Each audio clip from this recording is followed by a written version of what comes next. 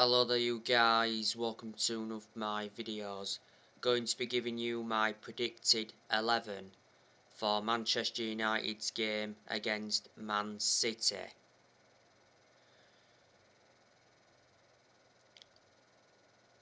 So I think Solskjaer will revert back to the 4-2-3-1 formation.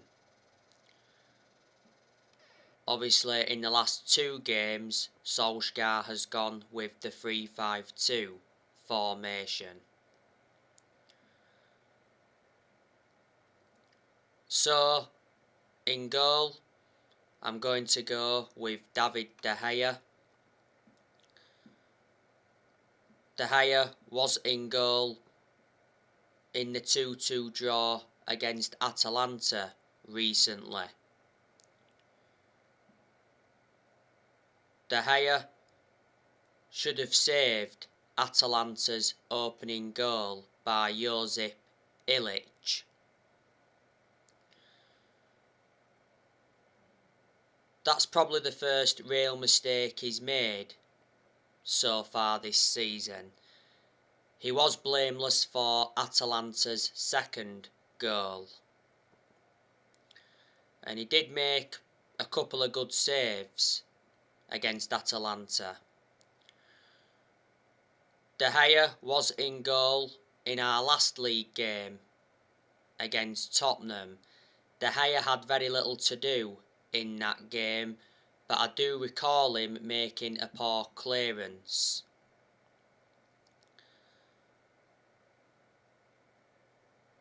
De Gea has done really well so far this season. Don't forget, De Gea reclaimed the number one spot back.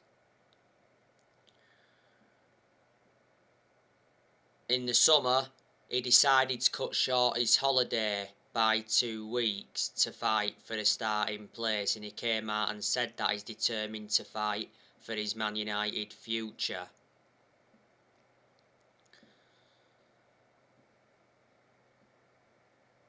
He's won everything domestically at the football club, and he's made over 500 appearances for Man United in all competitions. He's got under 2 years left on his contract, De Gea, and he receives £375,000 a week. This season is his 11th season at the club, so he has been a long servant. He's been with us since the Ferguson era.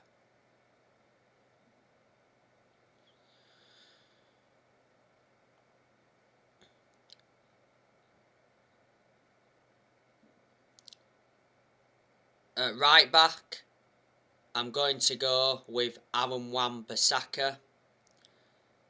Bissaka played in the 2-2 draw against Atalanta, and to Bissaka's credit, I thought he put a good performance out.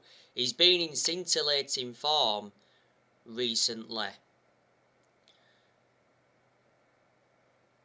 Bissaka played well in the 3-0 win against Tottenham last weekend. You know, he showed some good attacking intent, he provided that width, made some good last-ditch tackles, and he threaded some good crosses into the box. Bissaka is one of the best right-backs we've had since Gary Neville. This season is his third full season at Man United. We got him for 50 million from Crystal Palace back in the summer of 2019. Now, the two centre-halves, I'm going to go with Victor Lindelof, if fit. If not fit, then I'm going to go with Eric Bailly. Lindelof obviously played no part in the 2-2 draw against Atalanta because before the game, Lindelof picked up an injury in training. We'll know more regarding Lindelof tomorrow when Solskjaer does his press conference.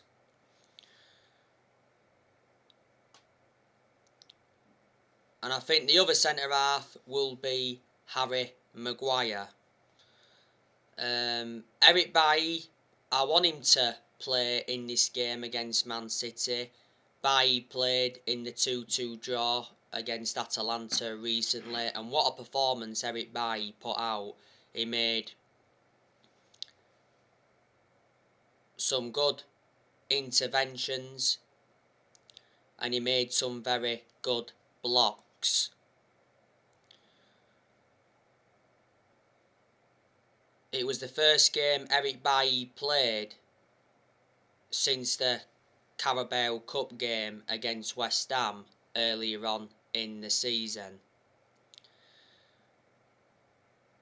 I certainly prefer Bailly to Lindelof, but my element of concern about Bailly is injury prone. That's my only element of concern. Towards the end of last season, Bailly signed a new contract with Man United till 2024. There's an option of a further year. Bailly's been at Man United now for like 5.5 years. We got him from Villarreal back in 2016 for 30 million. But he did initially lose his place in the team a while ago, obviously with the signing of Varane in the summer transfer window. And for some reason Solskjaer seems to prefer Lindelof ahead of Bailly. Harry Maguire, he played against Atalanta recently and I thought he was very, very poor. Don't forget Maguire played Zapata onside for Atalanta's second goal. Maguire was good last weekend against Tottenham despite him getting booked.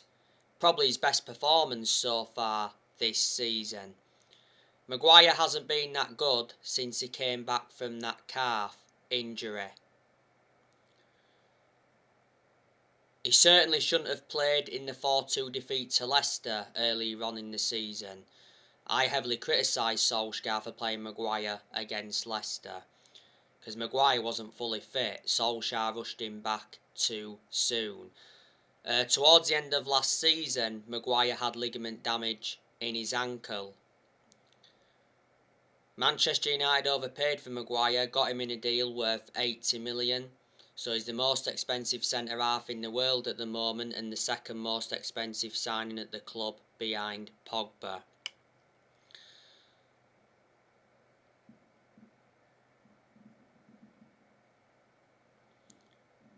Varane, he won't be playing in this game against Man City.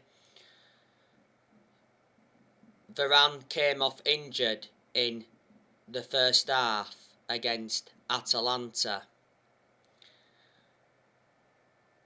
Varane has got a hamstring injury. He's going to be out for around a month. Varane only just come back from a groin injury and he was out with that groin injury for a few weeks. Varane made his return in the 3-0 win against Tottenham and put a good performance out.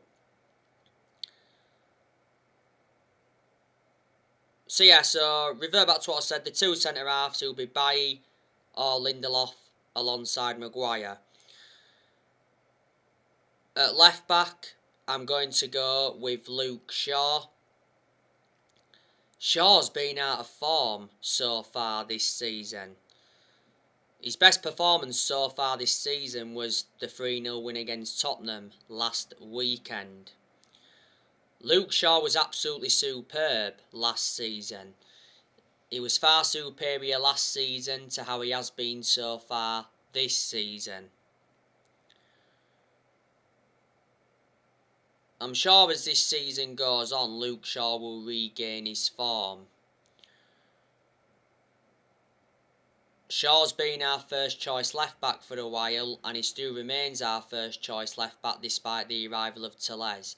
Shaw has had a good career at Manchester United despite his injuries. He's been with us now for like 7.5 years, so he's been a long-serving player.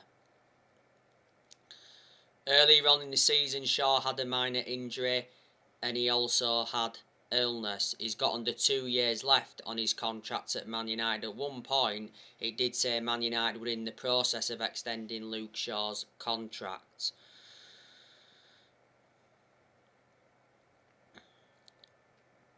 Centre midfield, I'm going to go with Fred and Scott McTominay. They do play together a lot, and obviously a lot of United fans have had a go at Solskjaer for persistently selecting Fred and McTominay in the centre midfield.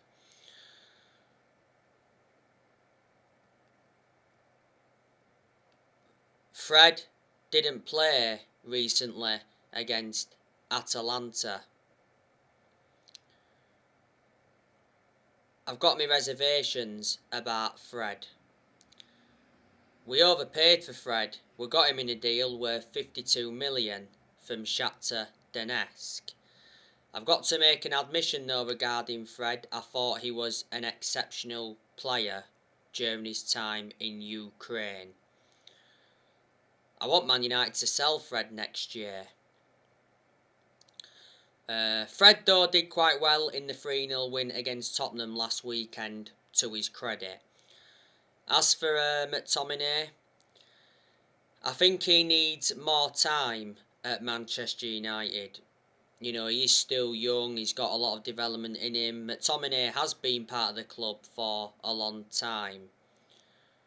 Just after the first lockdown last year, he signed a 5-year contract with Man United, so reflecting on that, he committed his future to the club.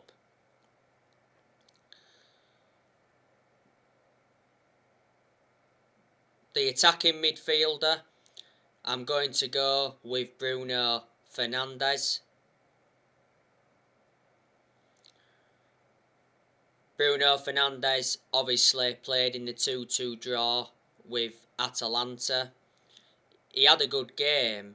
Fernandez got the assist for Ronaldo's first goal, and it was a lovely back heel by Fernandez.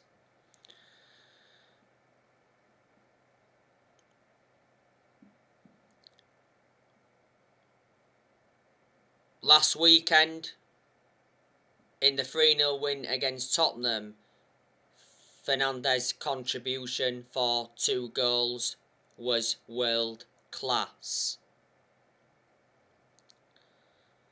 Fernandez starts the vast majority of Manchester United's games,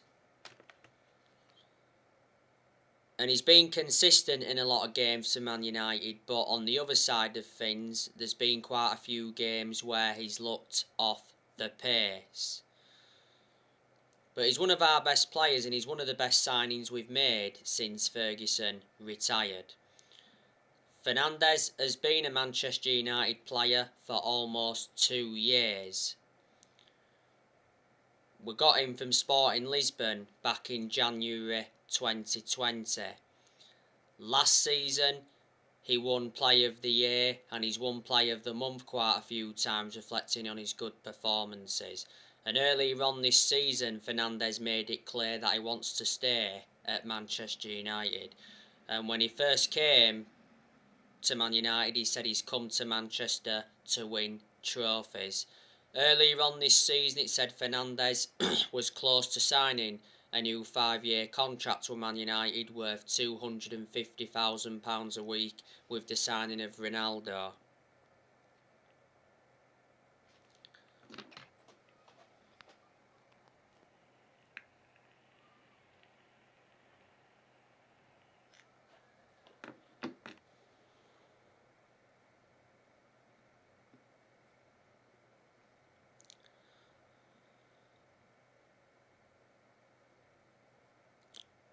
On the left wing, I'm going to go with Marcus Rashford. Rashford recently played against Atalanta, and I thought Rashford was very, very poor. For the vast majority of the game, he was poor. I thought he started the game well. Got some good runs in behind Atalanta's defence, but as the game went on, he became anonymous. Rashford Didn't start last weekend in the 3-0 win against Tottenham, but he did come on as a substitute and he made an impact because he scored Manchester United's third goal. It was a breakaway goal. Rashford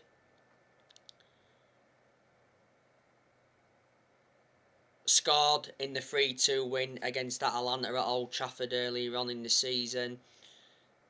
I thought Rashford was very poor in the 5-0 defeat to Liverpool. I thought his positioning was poor and he made an horrendous mistake that could have been costly. Rashford did score on his comeback in the 4-2 defeat to Leicester. Don't forget Rashford was out with a shoulder injury for a while, and at one point he had to have an operation on his shoulder.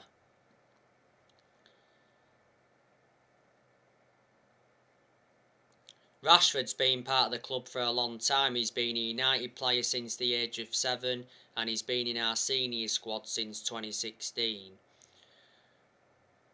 Rashford has got a contract with Man United until 2023. On the right wing, I'm going to go with Mason Greenwood. Mason Greenwood obviously didn't start against Atalanta recently, but obviously he came on as a substitute to replace the injured Raphael Varane. And obviously when Greenwood replaced Varane against Atalanta, Solskjaer had to change to a back 4. Greenwood didn't play against Tottenham last weekend.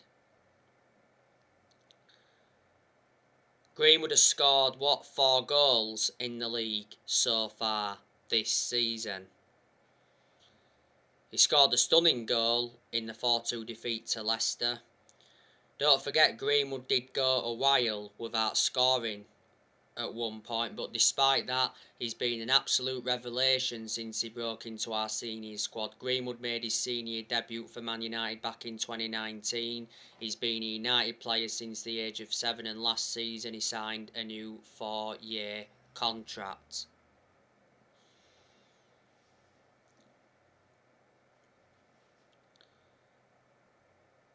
And the striker, I'm going to go with Cristiano Ronaldo. Ronaldo saved Ole Gunnar Solskjaer in the 2-2 draw against Atalanta because Ronaldo scored twice in stoppage time at the end of both halves.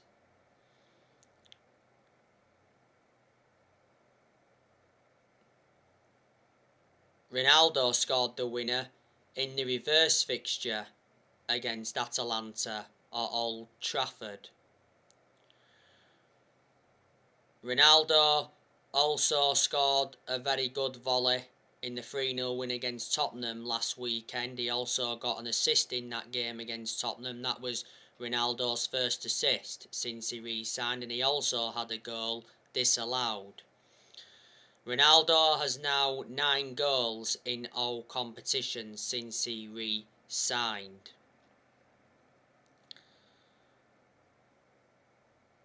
He's the best player in the world overall. He's not the best player in the world at this present time. I'd say Salah's the best player in the world at the moment. Back in September, don't forget, Ronaldo got named Premier League Player of the Month. Manchester United got Ronaldo for 19.8 million with add-ons included. He wears the number 7 shirt, and Ronaldo's got a contract with Man United till 2023. There's an option of a further year. Ronaldo receives £480,000 a week, so he's the highest earner at Man United. So that's how I think Manchester United could line up against Manchester City on Saturday.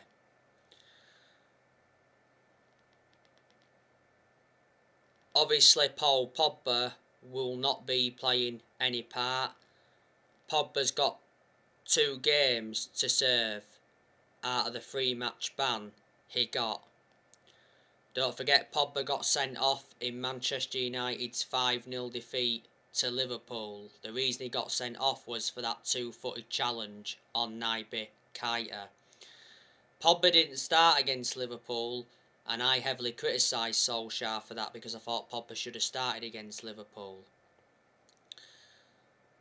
Pogba did recently play against Atalanta, and I thought he was very, very poor, like I've already mentioned, because he made errors.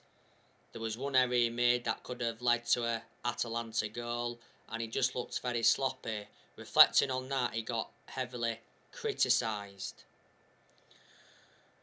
Pogba wants out, and he's refused to sign a new contract. Mark Ogden said not so long ago that Man United are prepared to let Pogba leave on a free transfer next summer after accepting that the midfielder will not sign a contract. He said that Pogba snubbed Solskjaer after Liverpool defeat, and reflecting on that, contract talks were put on hold. Pogba's current contract at Man United expires next summer. Before the start of the season, Pogba rejected a new Man United contract offer.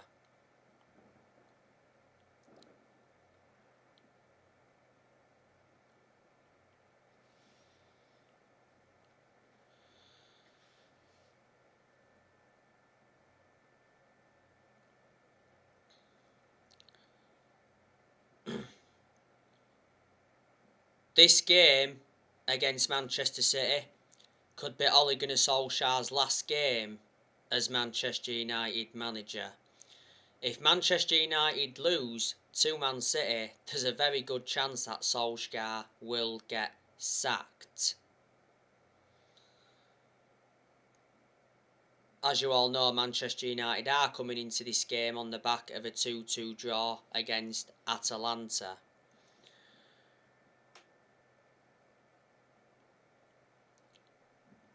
As for Man City, they're coming into this game on the back of a 4-1 win against Club Brugge. So reflecting on that, that will give City confidence going into this game. There again though, City lost their last league game to Crystal Palace 2-0 at the Etihad Stadium. The other week, City got knocked out of the Carabao Cup by West Ham. Manchester City are sitting third in the Premier League at the moment.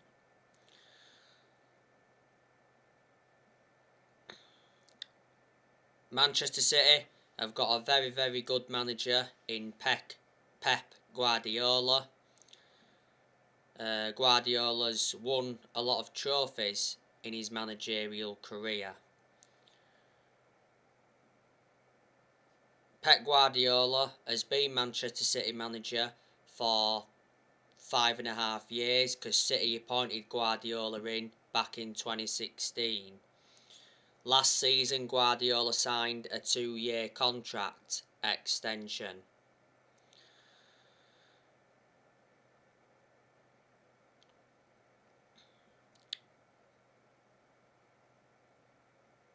A long time ago, Pep Guardiola worked alongside Marcelo Bielsa. And like I said, Marcelo Bielsa taught Pep Guardiola. Obviously, Pep Guardiola has been following Marcelo Bielsa's philosophy at Manchester City. Pep Guardiola has spent over £1 billion in his managerial career, but more than half of that has been put on that Man City team. Before Man City, Guardiola managed Barcelona and Bayern Munich. Guardiola nearly won the Champions League when he was at Bayern Munich. He actually won the Champions League when he was at Barcelona. So there you go. He nearly won the Champions League with Man City last season because City did get to the Champions League final but lost to Chelsea. But last season Manchester City won the Premier League, They've won 3 titles in the last 4 seasons now, and they also won the League Cup last season, and they've won the League Cup for the last 4 seasons. A few years ago, Man City won the domestic treble. Manchester City replicated what Manchester United did back in 1999. The season City won the domestic treble, they finished on 100 points, so they did enjoy a very good season. Before Pep Guardiola, Man City had Manuel Pellegrini. They won the Premier League under him. And before Manuel Pellegrini, they had Roberto Mancini. And they won the title under Roberto Mancini. It was their first title in 44 years.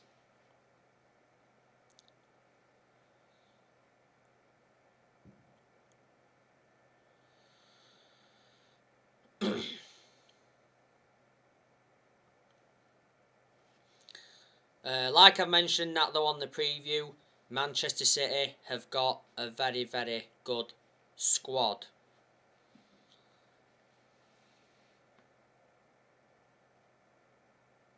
That could cause Manchester United all sorts of problems. Obviously City have got Gabriel Jesus. You know, he's a prolific goal scorer. He'll be in contention to play in this game. City have also got Raheem Sterling. He's good as well. City got him a few years ago now from Liverpool. Man City have also got Phil Foden. Phil Foden's risen up the ranks well, hasn't he? You know, he's been part of Manchester City Football Club for a long time.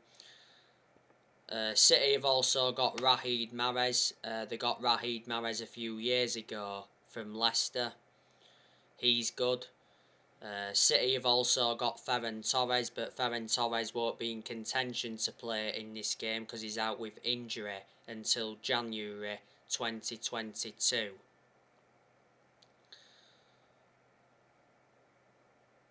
So yeah, City have got some very good attacking players. Got quite a lot of midfielders as well. Obviously City have got Bernardo Silva, very good. They've got Gundogan, very good. You know, they've got Kevin De Bruyne. I think Kevin De Bruyne is probably the best midfielder in the Premier League. Probably one of the best midfielders in the world, but not the best in the world. Kevin De Bruyne and Bruno Fernandez are the 2 best midfielders in the league. I certainly think Fernandez is on Kevin De Bruyne's level. Manchester City have also got Jack Grealish. He's also good. But he does think he's Ronaldo, and he's certainly not Ronaldo. Manchester City paid £100 million for Jack Grealish. So reflecting on that, he's City's most expensive signing. City got him from Aston Villa in this year's summer transfer window. Manchester City have also got Rodri. To be honest with you, I don't really rate Rodri. Never rated Rodri. I think he's been inconsistent in a lot of games for Man City. City have also got Cancelo. They got him from Juventus. He can play as a defender and a midfielder, I think. City have got quite a few defenders in their team as well. Obviously, they've got Zinchenko. They've got Kyle Walker. He's a right back, Kyle Walker. They got Kyle Walker quite a few years ago from Tottenham. City paid around £50 million for him.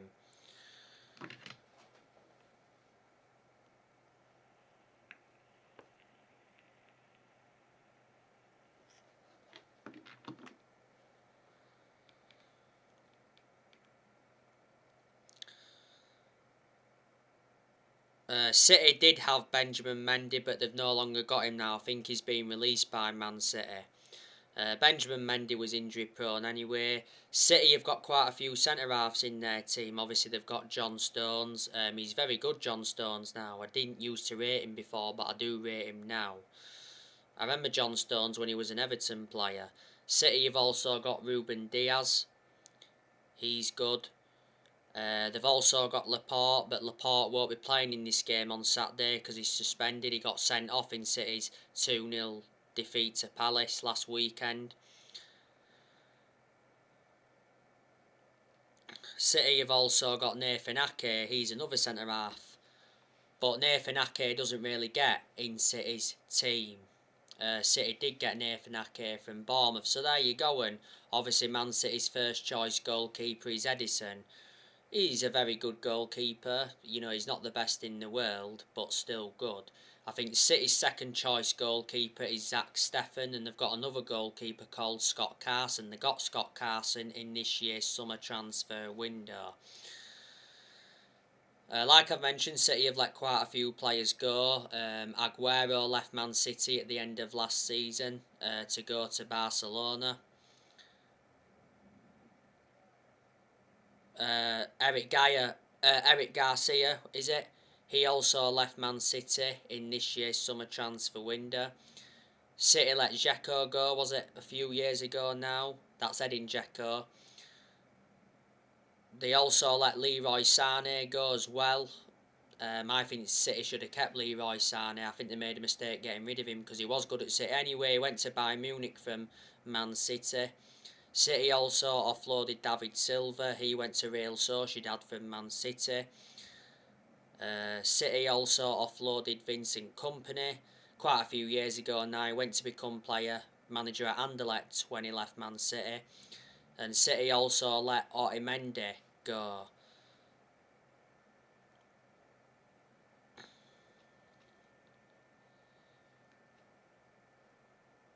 He was part of the deal of Man City getting Ruben Diaz. So there you go. But yeah, I am really looking forward to this game.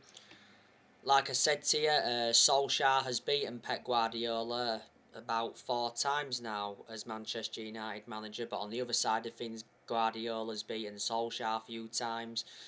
You know, last season it was 0-0 at Old Trafford in the league between Man United and City. City beat us 2-0 in the EFL Cup semi-final last season, and Manchester United beat City 2-0 at the Etihad Stadium in the Premier League last season. So there you go, and earlier on today I was talking with you about Zinedine Zidane. Zinedine Zidane rejected the Newcastle job